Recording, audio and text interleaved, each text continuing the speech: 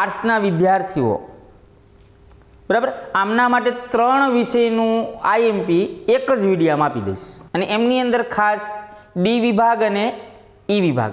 મિત્રો, આમને થોડુંક વધારે ધ્યાન આપવું.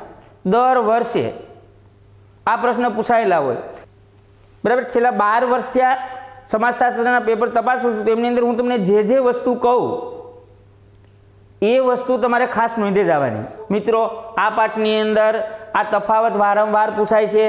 આમને તમારે ખાસ ધ્યાનમાં રાખવાનું. મધ્યક, મધ્યસ્થ ને બહુલક શોધો, એક દાખલો આપી દે છે. મિત્રો, આ પ્રશ્ન તમારે વારંવાર પૂછાય છે, બરાબર. એટલે આમને નજરઅંદાજ ન કરવો. દર વર્ષે પાવલો છે, બરાબર છે, એનો પ્રશ્ન લઈને આવે છે.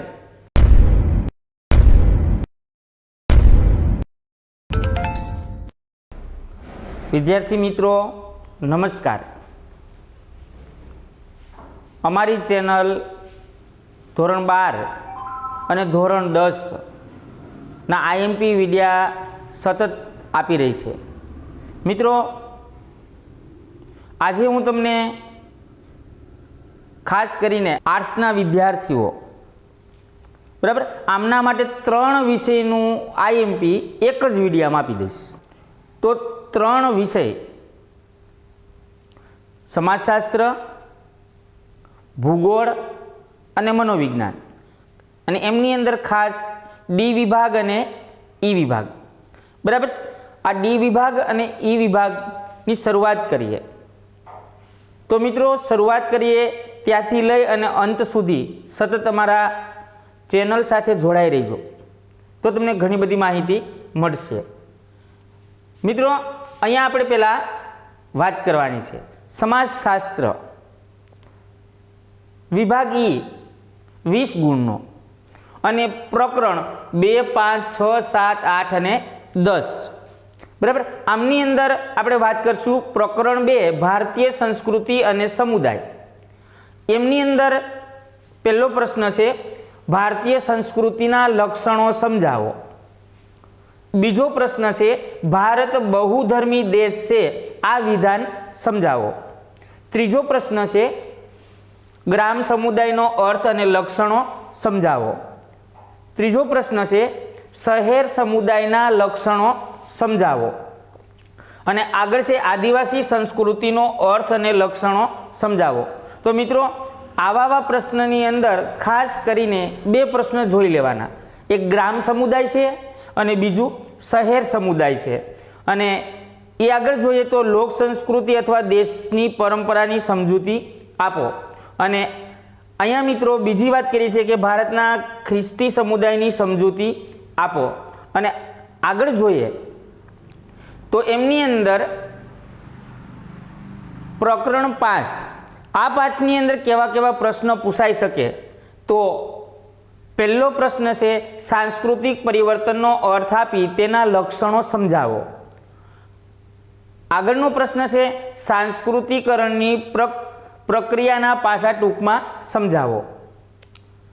આગળનો પ્રશ્ન છે પશ્ચિમીકરણના પાસા ટૂંકમાં સમજાવો.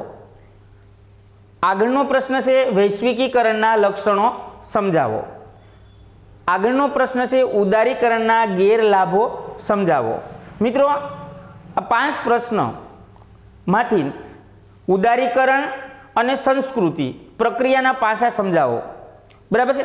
એમની અંદર 2 પ્રશ્ન તમારે જોઈ લેવાના ખાસ કરીને. આગળ વાત કરીએ તો આગલું પ્રકરણ છે. આ પ્રકરણની અંદર કેવા ઈ વિભાગની અંદર આવી શકે. તો પહેલો છે સંચારનો અર્થ સમજાવી તેની લાક્ષણિકતા સમજાવો. બીજું છે સંચારના માધ્યમોના પ્રકારો સમજાવો. ત્રીજું છે આધુનિક સંચારના માધ્યમોના વીજાણુ સાધનો ટૂંકમાં સમજાવો. આગળ છે સમૂહ માધ્યમોની સામાજિક અસરોની વિગતે સમજૂતી આપો. આગળ છે મુદ્રિત માધ્યમોની સમજૂતી આપો. આગળ છે વીજાણુ સમૂહ સંચાર માધ્યમ તરીકે રેડિયો સમજૂતી આપો. મિત્રો, આવા ઘણા બધા પ્રશ્નો છે. આમની અંદર ખાસ કરીને તમારે મુદ્રિત માધ્યમો જોવાના છે. અને બીજો પ્રશ્ન સંચારના માધ્યમોના પ્રકારોની સમજૂતી આપો. મિત્રો, આગલી બાબત છે સંચારના માધ્યમોની આર્થિક ક્ષેત્રોમાં આવેલા પરિવર્તનોને સમજાવો. બરાબર. એ પ્રકરણની અંદર મેં તમને 2 પ્રશ્ન આપ્યા, એમની ખાસ તમારે જોઈ લેવાનું. આગળ છે સામાજિક આંદોલન. આમની અંદર સુધારાવાદી સામાજિક આંદોલન અને ક્રાંતિકારી સામાજિક આંદોલન વચ્ચેનો તફાવત સ્પષ્ટ કરો. બરાબર. આગળ વાત કરીએ તો ક્રાંતિકારી સામાજિક આંદોલનની સમજૂતી આપો. આગળ વાત કરીએ તો ભારતમાં પંચાયતી રાજ. મિત્રો આગલું ચેપ્ટર આપ્યું ને એમની અંદર પહેલો પ્રશ્ન તફાવત જોઈ લેવાનો. બરાબર. આમની અંદર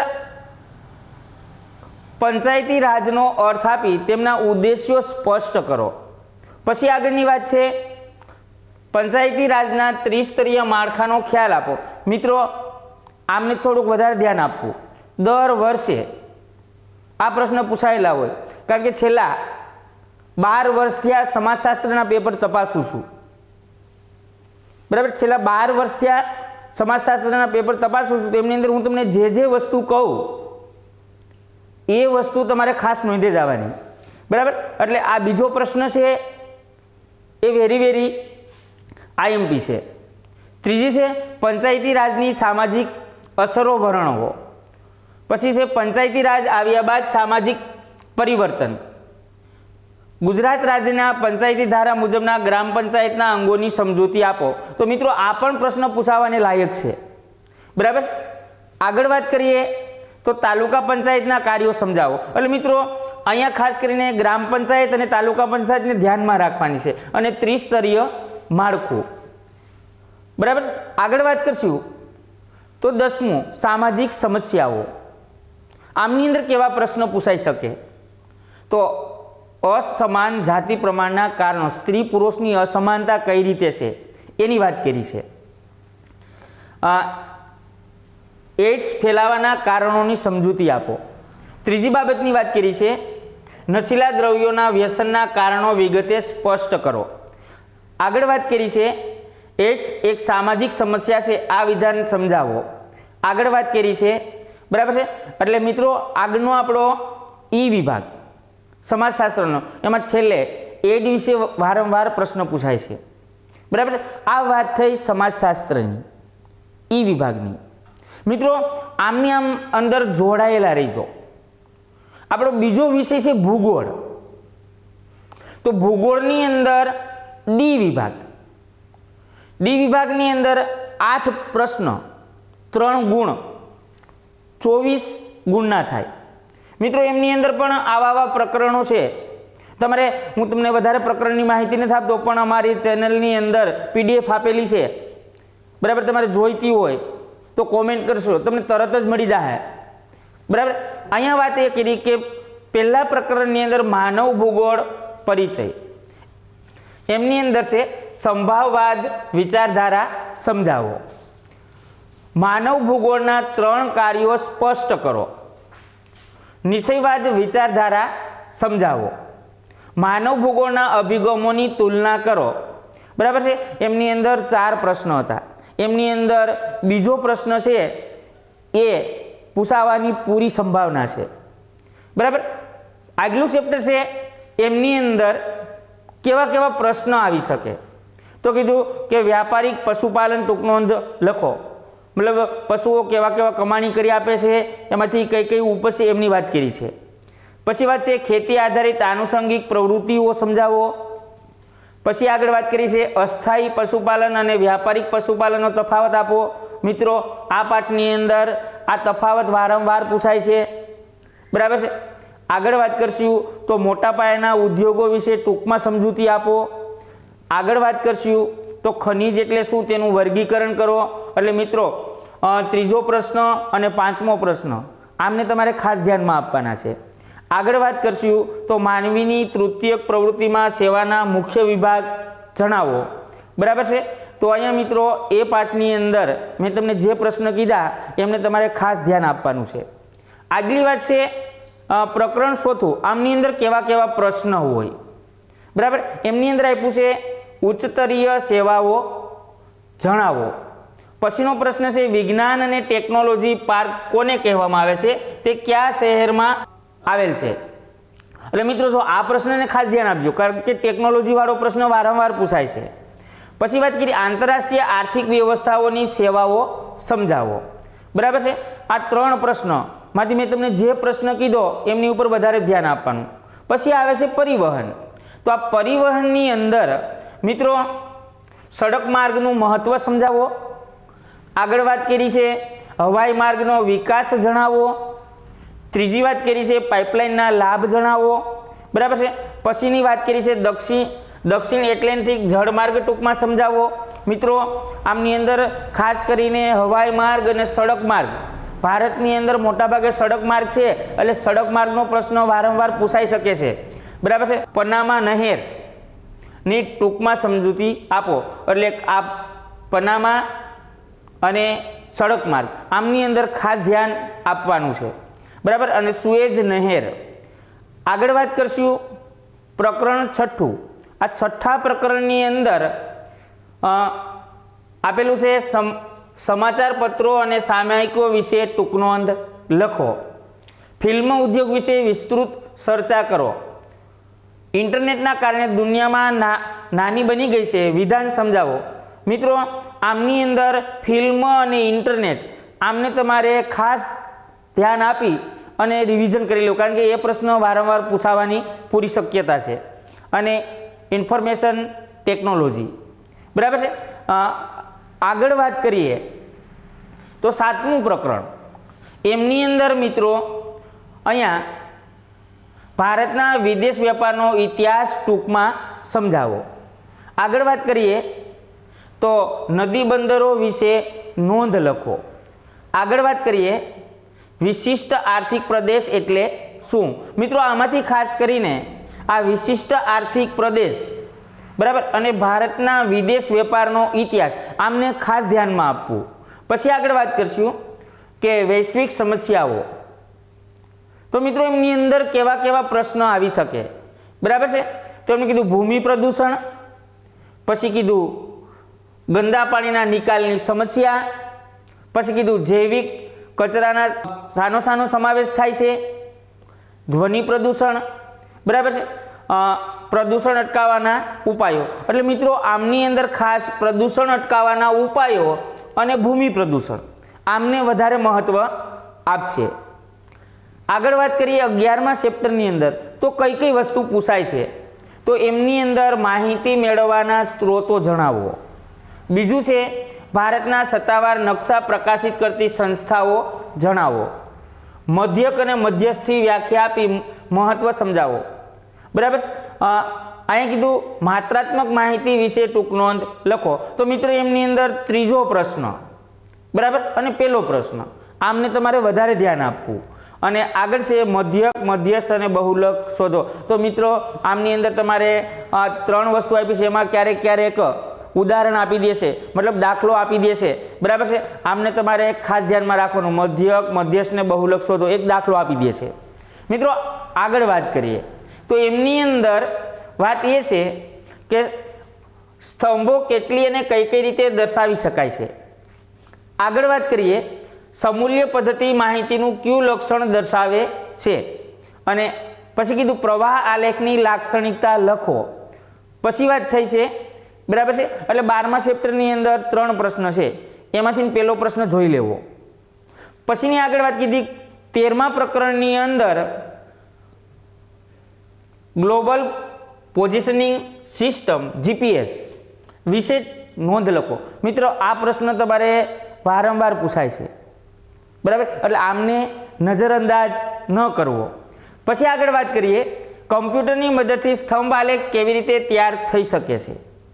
પછી વાત કરી છે જીપીએસના ઉપયોગ સમજાવો, બરાબર છે। આ જીપીએસ વારંવાર આવે છે, એટલે આમને તો ખાસ કરીને જીપીએસનો મુદ્દો પાકો કરી જ લેવો। અને આગળ વાત કરશું, બરાબર। હવે વાત એ થઈ કે ભૂગોળની અંદર ઈ વિભાગ 25 ગુણનો પૂછાય છે, 5 પ્રશ્ન છે, બરાબર છે, અને 5 ગુણ છે, 25 ગુણ। અમને એમની અંદર 2, 5, 8, 9 અને 10 એમાંથી પ્રશ્ન પૂછાય છે। તેમની અંદર પહેલું આપેલું છે માનવ વસ્તી, આ માનવ વસ્તીમાંથી કેવા કેવા પ્રશ્નો આવે છે?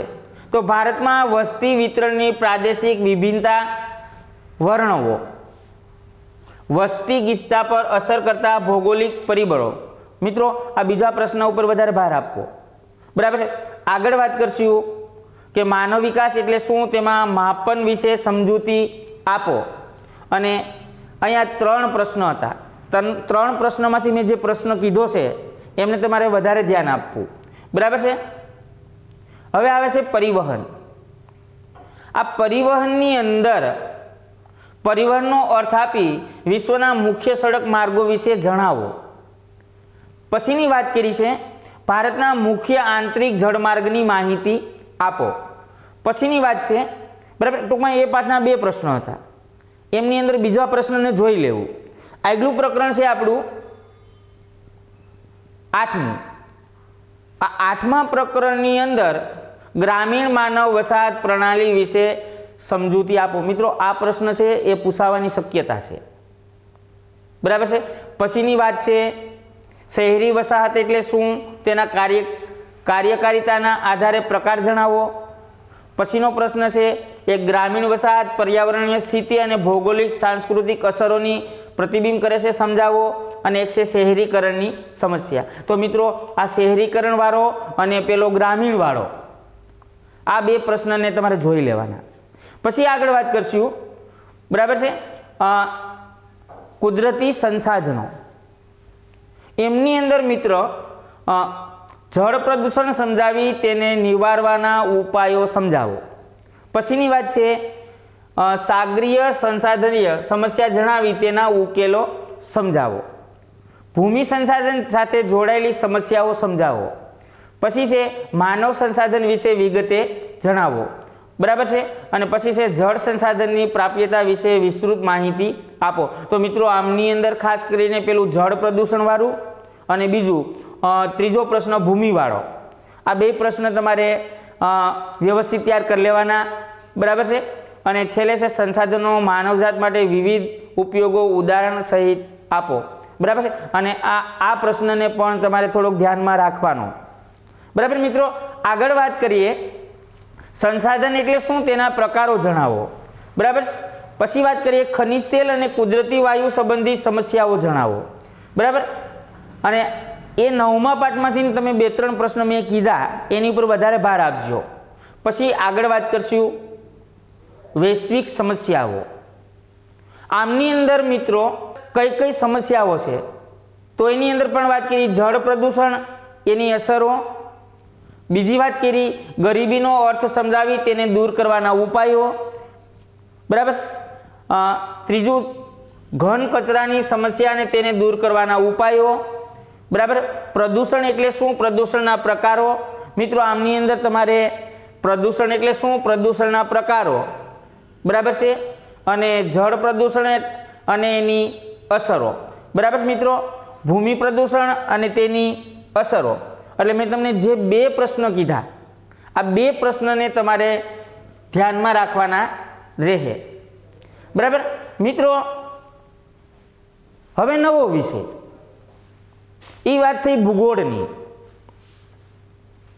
હવે આપણી માટે આવે છે મનોવિજ્ઞાન. તો આ મનોવિજ્ઞાનની અંદર પણ વિભાગ ઈની અંદર 4 પ્રશ્ન છે અને 5 ગુણ છે અને 20 ગુણનો છે. પ્રકરણ 1, 2, 3 અને 8. તો પહેલા પ્રકરણમાંથી કેવા પૂછાય મનોવિજ્ઞાનની અંદર? તો પહેલી વાત કરી છે ઘ્રાણેન્દ્રિયની પ્રક્રિયા અને સંવેદનાના કોષોના નામ આપી વિગતવાર સમજાવો. બીજી બાબત છે ધ્યાનનો અર્થ આપી તેનું સ્વરૂપ સમજાવો. ત્રીજી બાબત છે ધ્યાનના વસ્તુલક્ષી નિર્ધારકો ઉદાહરણ સહિત સમજાવો, બરાબર છે. ત્રીજું છે પ્રત્યક્ષીકરણના સંગઠનના નિયમો સમજાવો અથવા પ્રત્યક્ષીકૃત સંગઠનના કોઈ પણ 2 નિયમો સમજાવો, બરાબર છે. પછી છે દ્રષ્ટિ સંવેદની વિગતે સમજૂતી આપો.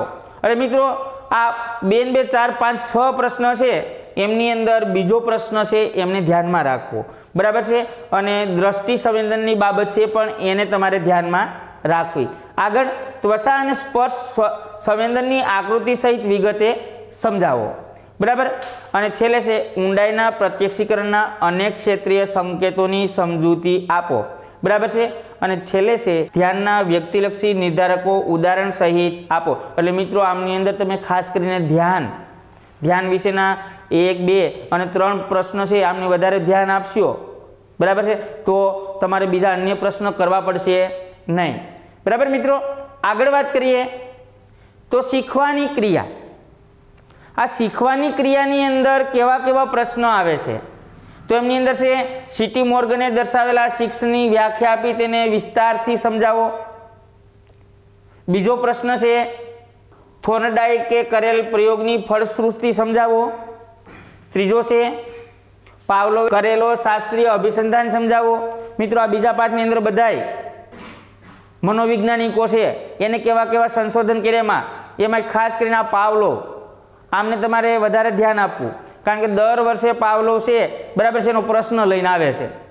હવે મિત્રો આગળ વાત કરશું તો સ્કિનરની સમસ્યા પેટીની રચના અને તેની પ્રયોગ યોજના સમજાવો. બરાબર છે. અને આગળ વાત કરશું કોહલરે ચિમ્પાન્જી પર કરેલા પ્રયોગો જણાવી 2 લાકડીવાળો પ્રયોગ સવિસ્તાર સમજાવો. એટલે મિત્રો આમની અંદર ખાસ કરીને પાવલોવને જોઈ લેવાનો છે. બરાબર છે. એટલે પાવલોવને ખાસ આગળ વાત કરશું તો બુદ્ધિ.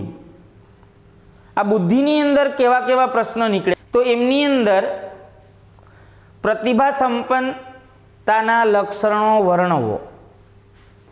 પછી વાત કરશું ગાર્ડનનો બહુવિધ બુદ્ધિનો સિદ્ધાંત. પછીની વાત કરશું બુદ્ધિની કોઈ પણ એક વ્યાખ્યા આપી તેનું સ્વરૂપ સ્પષ્ટ કરો. પછીની વાત છે સ્પીયરમેનના દ્વિઘટક સિદ્ધાંતોમાં જી અને એચ ઘટકની સામાન્ય લાક્ષણિકતા જણાવો. અને જેપી દાસના સિદ્ધાંતમાં 5ની સમજૂતી આપો. તો મિત્રો આ ગાર્ડનર બરાબર છે અને જેપી દાસ આમને તમારે ધ્યાનમાં રાખવાના છે. મિત્રો આગળ વાત કરીએ મનોદુર્બળતાના લક્ષણો સમજાવો. બરાબર. અને પછી છે બુદ્ધિનો અર્થ સમજાવી તેની વ્યાખ્યા આપો. મિત્રો પછી છે ગિલફર્ડનો ત્રિપરિમાણાત્મક સિદ્ધાંત સમજાવો. એટલે મિત્રો આને પણ ધ્યાન રાખજો, ગિલફર્ડને એનો પણ વારંવાર જે સિદ્ધાંત આપેલો છે એ સિદ્ધાંત વારંવાર પૂછી લે છે. મિત્રો આગળ વાત કરશું પર્યાવરણ અને વર્તન. તો મિત્રો આમની અંદર કેવા પ્રશ્નો છે માનવ અને પર્યાવરણ વચ્ચેનો સંબંધ સમજાવો. પછી વાત છે માનવ વર્તન પર પર્યાવરણની અસરો વર્ણવો અથવા પ્રદૂષણના પ્રકારોના નામ જણાવી કોઈ પણ 2 વિશે ટૂંક નોંધ લખો. મિત્રો એમની અંદર આ બીજો પ્રશ્ન છે એ પૂછાવાની શક્યતા છે કે માનવ કેવી કેવી અસરો કરે છે. પછી કીધું માનવ વર્તનની પર્યાવરણ પરની અસરો વર્ણન કરો. પર્યાવરણને બચાવવાના વાર્તનિક ઉપાયો સમજાવો. ગ્રીનહાઉસ અસરની વિગતે સમજાવો. મિત્રો એક આ પ્રશ્ન પણ છે ગ્રીનહાઉસ વાળો, આમને પણ તમારે ધ્યાનમાં રાખવાનો છે. બરાબર છે. એટલે એમની અંદર ગ્રીનહાઉસ વાળો. તો મિત્રો મેં તમને અહીંયા ટૂંકા સમયની અંદર તમારો ડી વિભાગ અને ઈ વિભાગ 3 વિષય બરાબર. જો આ 3 વિષય ડી વિભાગ ને ઈ વિભાગ મેં તમને જે પ્રશ્ન કીધા છે બરાબર એને ધ્યાન રાખશો તો તમારો ડી વિભાગ અને ઈ વિભાગની અંદર કોઈ પણ પ્રકારની મૂંઝવણ આવશે